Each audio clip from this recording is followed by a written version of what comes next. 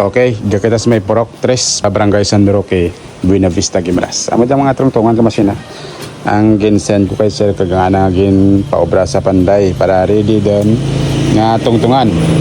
Tapos amo dyan nga karawasan, mo dyan ang kwarto-kwarto sa may silid. May kwandaman, may breaker, may 20 amperes kin butang ni sir. 20 amperes hindi pwede sa duha ka washer, dapat mga 30 amperes da. Pailisan ko dyan kay sir karonte 30 amperes. Hey, kung 20 amperes kag duha ang washer, matrip off, ma-overload hindi kaya. Tapos may mga linya din mga katubig. So tungtungan iba ta na magisisalat doon para maplastar sa ligwa nami. Tama klapad ang karawasan ni sir ba? Dapat kita tama. Taramnanan ka sa likod magtigiroran na timing.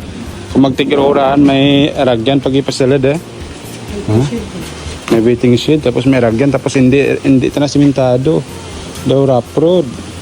So meaning pagkagawa ka mga motor to halin sa may salad mahapit gid sa anang karawasan.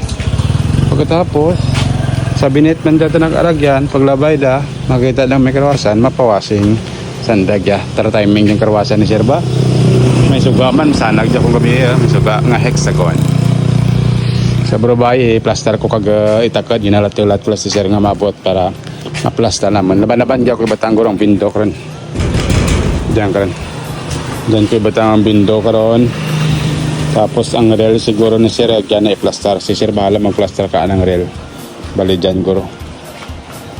Kung sarakyan pwede kaliko pwede kadtog yung gas ng pawashing.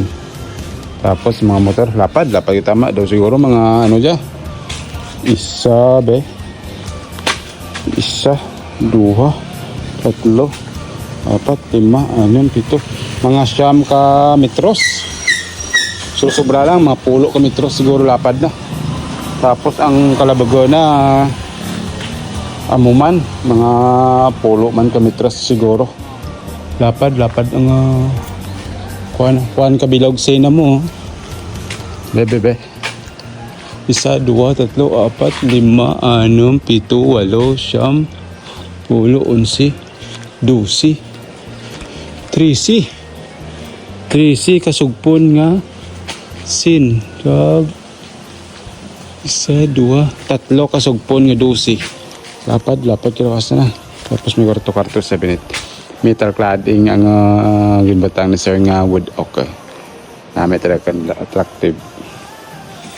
Ali mo dyan stand kang foaming machine.